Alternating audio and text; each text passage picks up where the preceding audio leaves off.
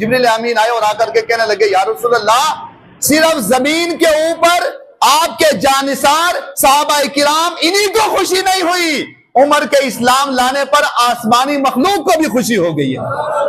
आसमान के फरिश्ते भी खुश हो चुके हैं, सबको खुशी है। आज तक आपके जानिसार अपने कमरों में छुप करके नमाज पढ़ते थे, मगर आज छुप करके नमाज नहीं, खुलेआम काबा में जाकर के नमाज अदा की जाएगी। 22 लाख मुरब्बा मील पर हुकूमत करने वाली शख्सियत, रौब और दबदबे का यह आलम है। हदीस शरीफ में आता है कि शैतान जिसके साए से डरता है उसको फारूक आजम कहा जाता है। हजरत सैयदना उस्मान गनी रदी अल्लाह अन्हु, उनके ताल्लुक से गुज़िश्ता जुमा चंद एक मारूज़ात आपकी बारगाह में रखी और उनकी बारगाह में खिराज अकीदत पेश किया। खलीफा दौम हजरत सैयदना फारूक आज़म रदी अल्लाह अन्हु आज के मुख्तसर वक्त में उनकी बारगाह में खिराज अकीदत पेश फरमाएंगे, इस दुआ और उम्मीद के साथ कि अल्लाह ताला इन नफूस कुदसिया के तवस्सुल से हम सब के हाल पे रहम, फजल करम व एहसान फरमाए। नबी रहमत, शफी उम्मत, शहंशाह दो आलम सल्लल्लाहु ताला अलैहि वसल्लम, आपने एक मौका पर दुआ की और दुआ में इरशाद फरमाया कि ए मौला, अबू जहल या उमर इब्ने खत्ताब, इन दोनों में से इस्लाम की दौलत अता फरमा। क्योंकि अबू जहल, इसका भी अपने यहां अपने कबीले में बड़ा दबदबा था इसका, और इसी तरह उमर इब्ने खत्ताब अभी ईमान नहीं लाए तो इनका भी अपने कबीले में बड़ा दबदबा था। तो जब नबी पाक सल्लल्लाहु अलैहि वसल्लम ने दुआ की कि इन दोनों में से किसी को इस्लाम की दौलत अता कर, तो अल्लाह तबारक व तआला ने मुस्तफ़ा जान रहमत सल्लल्लाहु अलैहि वसल्लम की दुआ को कबूल फरमा लिया और उमर इब्ने खत्ताब दायरा इस्लाम में दाखिल हुए और उमर इब्ने खत्ताब रदी अल्लाह अन्हु बन गए। अबू जहल ईमान नहीं लाया, मगर हजरत फारूक आजम ने ईमान कबूल कर लिया, इस्लाम ले आए। फारूक आजम रदी अल्लाह अन्हु जब इस्लाम कबूल किया उन्होंने, तो हजरत उमर इब्ने खत्ताब, इनके ईमान लाने का सिलसिला जब सरकार ने दुआ की, क्या अल्लाह इनमें से किसी एक को ईमान की दौलत अता कर, तो उमर ने एक दिन इरादा कर लिया और तलवार ले ली हाथ में, तलवार लेकर के इरादा कर लिया कि मोहम्मद सल्लल्लाहु अलैहि वसल्लम जो एक नया मजहब लेकर के आए हैं, नया दीन लेकर के आए हैं, और इनके दीन का खूब चर्चा हो रहा है, जो इनको देखता है वही इनका गुलाम बन जाता है। तो इन्होंने तलवार ली और इरादा किया कि आज माज़अल्लाह रब्बिल आलमीन, यह सिलसिला जिन्होंने शुरू किया है मैं उन्हीं का काम तमाम कर दूंगा माज़अल्लाह, कि मोहम्मद सल्लल्लाहु अलैहि वसल्लम को माज़अल्लाह में कत्ल कर दूंगा। तलवार ली, जज्बात में तलवार लेकर के निकले, तवज्जो, तलवार लेकर के निकले।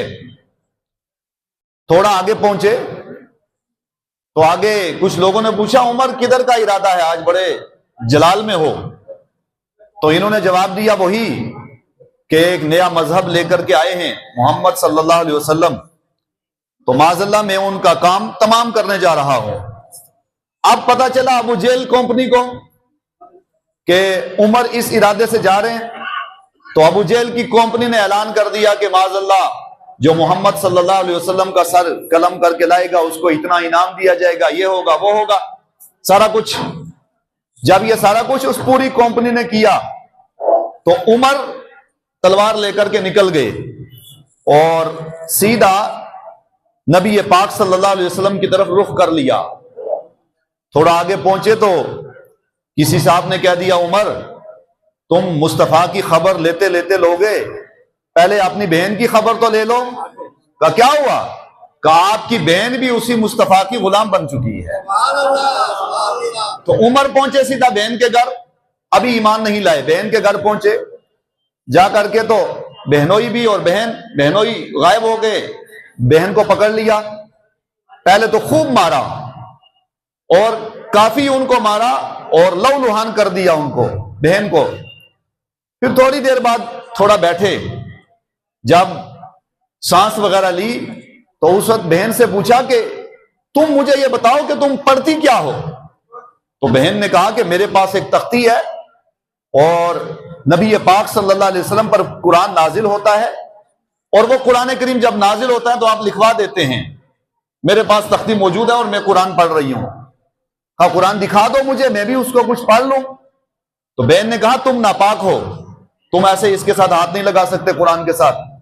क्या करना, जाओ नहा करके आओ, गुस्ल करके आओ। तो ये गए, जाकर के गुस्ल किया, गुस्ल करके वापस आए तो अब बहन ने इनको तख्ती दी। तख्ती पे लिखा हुआ था ताहा मा अंज़लना अलैकल कुराना लितश्का।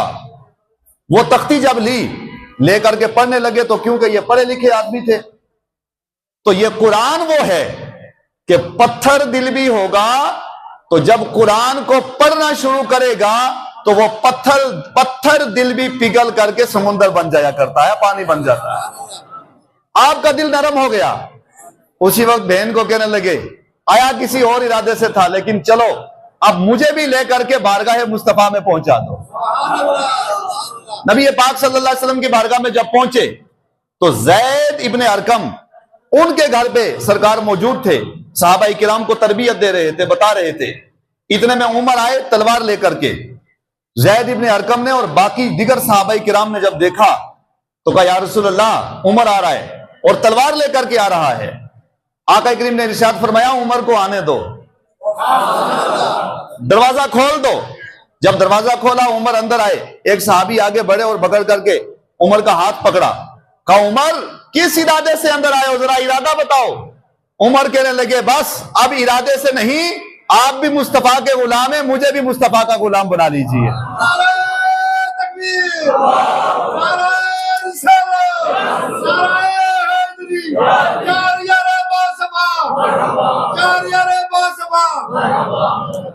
उमर बारगाह मुस्तफा में आए और कहने लगे, या रसूलल्लाह सल्लल्लाहु अलैहि वसल्लम, बड़ी कोशिश की आप तक ना पहुंच पाऊं, बच जाऊं, लेकिन जो आप पर कलाम नाजिल हुआ है उस कलाम का ये आलम कि पत्थर जैसे दिल को नरम कर दिया, तो जिस जात को अल्लाह ने ये कलाम अता किया उस जात का आलम क्या होगा। उमर ने इस्लाम कबूल किया। सुनिए, जब फारूक आजम ने इस्लाम कबूल कर लिया तो रिवायत में आता है, हदीस में आता है, तारीख की किताबों में आता है कि मुस्तफा जाने रहमत को इतनी खुशी हुई कि सरकार अलैहिस्सलाम और आपके साथ जितने सहाबाए किराम थे सबकी आवाज बुलंद हो गई और बुलंद होकर के कहने लगे, अल्लाहु अकबर। जोर से बोलो अल्लाहु अकबर, और जोर से बोलो अल्लाहु अकबर की सदा बुलंद हुई। जब सदा बुलंद हुई, इब्ने माजा के अंदर है, फौरन जिब्रील अमीन नाजिल हो गए। हजरत जिब्रील अमीन नाजिल हुए और अर्ज करने लगे, या रसूलल्लाह सल्लल्लाहु अलैहि वसल्लम, हदीस में आता है, लम्मा अस्लमा उमर इब्न खत्ताब रदियल्लाहु अन्हु, जब उमर इब्न खत्ताब इस्लाम लाया उन्होंने, नाज़ला जिब्रील अलैहिस्सलाम, हजरत जिब्रील अलैहिस्सलाम हाजिर हुए। फकाला या रसूलल्लाह सल्लल्लाहु अलैहि वसल्लम, जिब्रील अमीन आए और आकर के कहने लगे, या रसूलल्लाह, सिर्फ जमीन के ऊपर आपके जानिसार सहाबाए किराम इन्हीं को खुशी नहीं हुई, उमर के इस्लाम लाने पर आसमानी मखलूक को भी खुशी हो गई है। आसमान के फरिश्ते भी खुश हो चुके हैं, सबको खुशी है और सबने मुबारकबाद दी है। उमर के ईमान लाने पर सिर्फ फरिश्ते, ये सहाबा ही ने मुबारक नहीं दी, आसमान से फरिश्ते जिब्रील अमीन के जरिए फरमा रहे हैं, ऐ जिब्रील तुम भी जाओ बारगाह मुस्तफा में और आसमान के सारे फरिश्तों की तरफ से उमर को मुबारकबाद दे दो, ऐ उमर तुम इस्लाम लाए हो, तुम्हारे इस्लाम लाने पर आसमान के फरिश्ते भी तुम्हें मुबारक देते हैं। जोर से आवाज आए। सुनिए, फारूक आजम जब ईमान लाए, तवज्जो चाहिए मुझे, ईमान लाए। तो ईमान लाने के बाद फारूक आजम ने कहा, या रसूल अल्लाह, आप हक पर हैं। जोर से, आप हक पर हैं, अल्लाह के रसूल हैं, और हम हक पर हैं, आप अल्लाह के रसूल हैं। या रसूल अल्लाह सल्लल्लाहु अलैहि वसल्लम, ये लोग लात उज़्ज़ा वगैरह, ये जो इसकी उसकी उसकी वगैरह वगैरह की परस्तिश करते हैं, ये खुलेआम परस्तिश और पूजा करते हैं, खुलेआम कुफारे मक्का वगैरह। या रसूल अल्लाह, हम हक पर और छुप करके नमाज पढ़ें, छुप करके इबादत करें, आप इजाजत अता कर दें। आका करीम सल्लल्लाहु अलैहि वसल्लम ने कहा, उमर क्या चाहते हो? उमर ने कहा, या रसूल अल्लाह, आज तक आपके जानिसार अपने कमरों में छुप करके नमाज पढ़ते थे, मगर आज छुप करके नमाज नहीं, खुलेआम काबा में जाकर के नमाज अदा की जाएगी। जोर से, अलल ऐलान, ऐलानिया तौर पर नमाज पढ़ी जाएगी। आका करीम ने फरमाया, उमर आगे हो जाओ। 2 लाइनें बनाई सहाबाई किराम की, 2 लाइनें, एक में हजरत अमीर हमजा और एक में फारूक आजम। ये 2 लाइनें बनी, इनके साथ दरमियान में मुस्तफा जाने रहमत है। कितना खूबसूरत मंजर होगा। आका करीम सल्लल्लाहु अलैहि वसल्लम साथ में पहुंचे और सीधा काबा शरीफ के अंदर जाकर के आपने जाके नमाज पढ़ी। नमाज पढ़ने के बाद अब भी उमर नहीं ठहरे, रुके नहीं, क्योंकि अब ईमान ले आए और ईमान की वो हरारत और वो जज्बा इस कदर बुलंद हो गया कि अब तक अबू जहल मुसलमानों को दबा करके रखता था, सहाबाए किराम को दबा के रखता था, नबी पाक सल्लल्लाहु अलैहि वसल्लम को कई मौकों पर परेशान करता था। मगर अब जब फारूक आजम ईमान ला चुके, क्योंकि पहले उमर भी उधर थे, अभी ईमान नहीं लाए थे, तो जब अबू जहल के साथ, मगर अब ईमान ले आए, जब ईमान लाए और मक्का शरीफ में आके नमाज पढ़ी, नमाज पढ़ने के बाद सबसे पहले तलवार उठाई, पहुंचे सीधा अबू जहल के घर, जाके दरवाजे को दस्तक दी और कहा, अबू जहल, हिम्मत है तो आजा मैदान के अंदर। जोर से, हिम्मत है तो मैदान के अंदर आजा।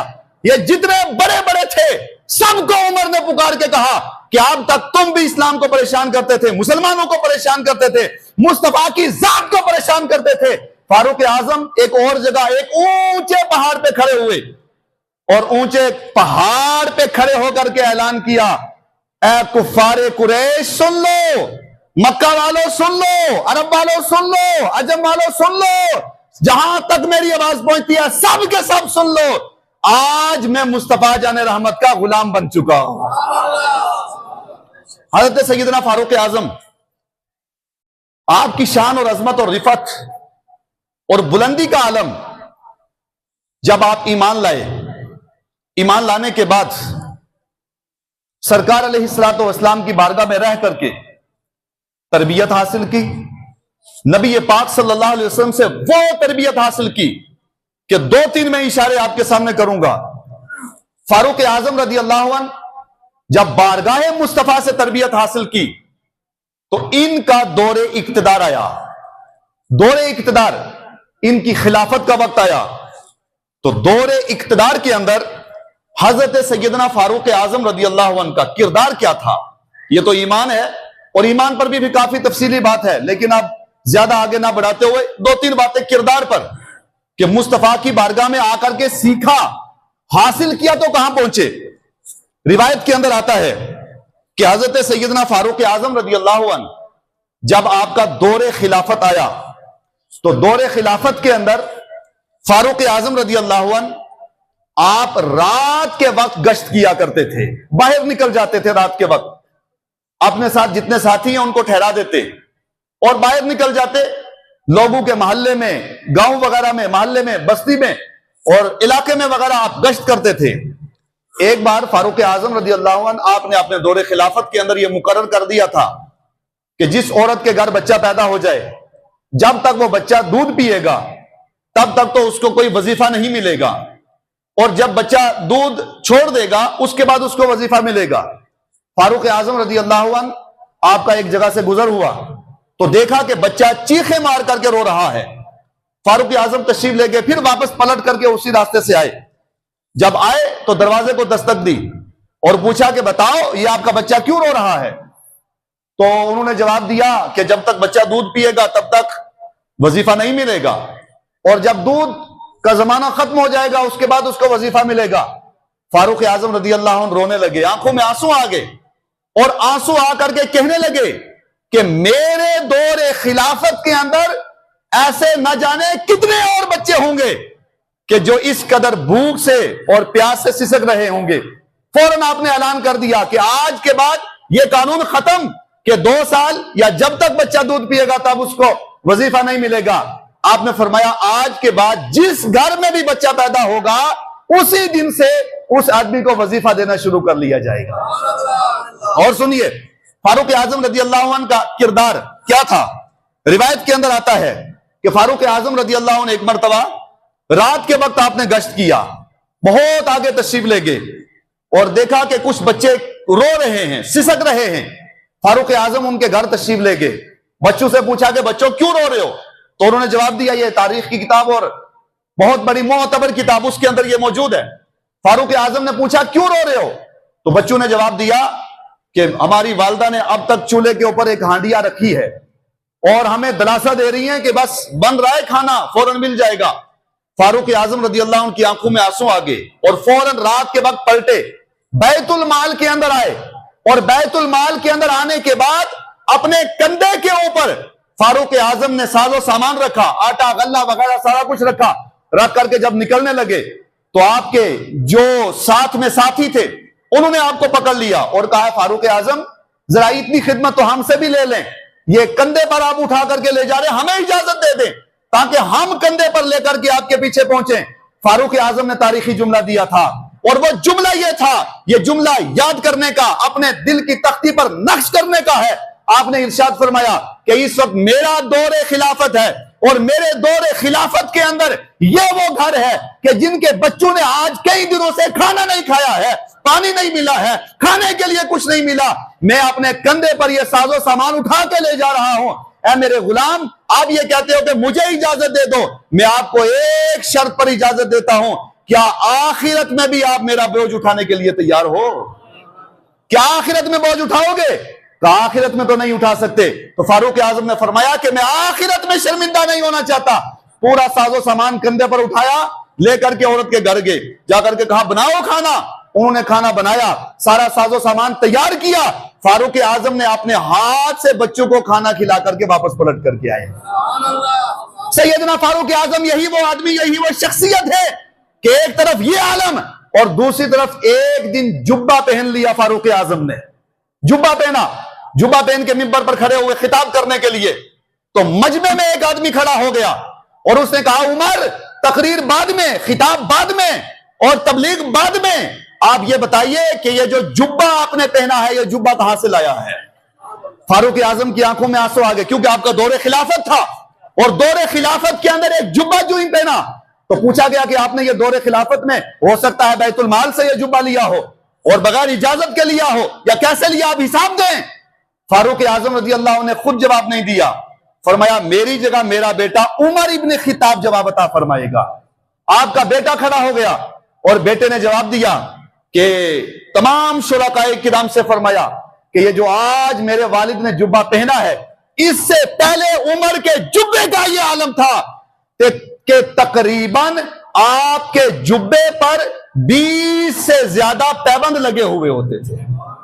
अगर चाहते तो बैतुल माल से अच्छा लिबास पहन सकते थे, ऐशियां कर सकते थे, लेकिन आपने इन सब चीजों को तरजीह नहीं दी। बेटा खड़ा हुआ और बेटे ने जवाब दिया कि मैं एक मर्तबा बाहर तशरीफ ले गया था और वहां बाहर किसी बादशाह ने मुझे एक चादर तोहफे में अता की है और उस चादर का मैंने अपनी तरफ से जुब्बा बना करके अपने वालिद को अता फरमा दिया है। अगर किरदार का आलम देखा जाए तो रूए जमीन पर इनका आलम यह कि 22 लाख मुरब्बा मील पर हुकूमत करने वाली शख्सियत, रौब और दबदबे का यह आलम है। हदीस शरीफ में आता है कि शैतान जिसके साए से डरता है उसको फारूक आजम कहा जाता है। अश-शैतानु यज़िल्लु मिन उमर इब्न खत्ताब, कि उमर इब्न खत्ताब के साए से डरता है। जिस तरफ फारूक आजम गुजर जाते हैं शैतान उस रास्ते से नहीं गुजरता। एक तरफ ये आलम और दूसरी तरफ और एक मंजर और रखना चाहता हूं। कई यहूदी एक बार हाजिर हुए फारूक आजम की बारगाह में और कहने लगे मुसलमानों, आपका जो खलीफा है हम उसको देखना चाहते हैं कि कितना रोब और दबदबा है उसका, कि 22 लाख मुरब्बा मील पर हुकूमत करने वाले फारूक आजम को हम मिलना चाहते हैं कि उनकी शान और शौकत क्या है, उनका रहन सहन क्या है, उनका रोजमर्रा जिंदगी के मामूलात क्या हैं। जब वो कुछ यहूदी हाजिर हुए फारूक आजम की बारगाह में, तो आकर के देखा कि उमर इब्ने खत्ताब रदी अल्लाह अन्हु 22 लाख मुरब्बा मील पर हुकूमत, और इधर ये आलम है कि जमीन पर एक ईंट रख करके उसके ऊपर अपना सर रख करके आराम फरमा रहे हैं सहाबाए किराम के दरमियान। तो जब वो आए और आकर के कहा कि उमर कौन है, तो सहाबाए किराम ने इशारा किया कि हां ये उमर हैं। तो वो सिर्फ इसी चीज पर ईमान ले आए थे, फारूक आजम रज़ी अल्लाह अन्हु के इसी किरदार को देख करके ईमान लाए थे कि 22 लाख मुरब्बा मील पर हुकूमत करने वाली इस शख्सियत की आजिज़ी का ये आलम है, इनकिसारी का ये आलम है, तो ये जिस मुस्तफा का गुलाम है उस पैगंबर का आलम क्या होगा। सैयदना फारूक आजम रज़ी अल्लाह अन्हु आपके दौरे खिलाफत के अंदर बहुत से मामलात रूनुमा हुए। आपने कई चीजों को ईजाद किया, कई सिलसिलों को ईजाद किया। नहर फरात चलता था, ये तारीखुल खुलफा में इमाम जलालुद्दीन सियूती ने लिखा है कि नहर फरात में हर साल वहां पर एक हसीन और जमील औरत को ला करके वहां पे उसको कुर्बान किया जाता था, फिर पानी चलता था, दरिया चलता था, वरना दरिया सूख जाता था। फारूक आजम का दौरे खिलाफत आया, दौरे इख्तिदार, तो कुछ लोगों ने खत लिखा उमर की तरफ और कहा कि आपके दौरे खिलाफत के अंदर हर साल ये एक रूटीन है। फारूक आजम ने वो खत पढ़ा और पढ़ने के बाद फिर दरियाए नील की तरफ लिखा, दरियाए नील की तरफ लिखा और कहा ये खत ले जाओ और लेकर के जाके दरियाए नील के सामने जाकर के पढ़ देना। वो खत लिया और लेकर के तशरीफ ले गए चंद एक आपके अहबाब, और जाकर के वहां वो खत पढ़ा और उस खत के अंदर लिखा हुआ था, है दरिया अगर तू अपनी मर्जी से चलता है और अपनी मर्जी से रुकता है तो रुक जा, और अगर तुम खालिक और मालिक की मर्जी से चलता है तो फिर जारी रहो। उसके बाद फिर आज तक वो पानी बंद नहीं हुआ है। फारूक आजम रज़ी अल्लाह अन्हु, आपका किरदार, आपकी सीरत, आपका अखलाक, बहुत से सिलसिले हैं। आप इनकी तारीख का जरूर मुताला करें और पढ़ें। जब इनकी तारीख का मुताला करेंगे तो इंशाअल्लाह हमारे दिल के दरींचे खुलेंगे और पता चलेगा कि इन नफूस कुदसिया ने मजहब इस्लाम के तहफ़्फ़ुज़ और बका के लिए किस कदर अपनी कुर्बानियां दी।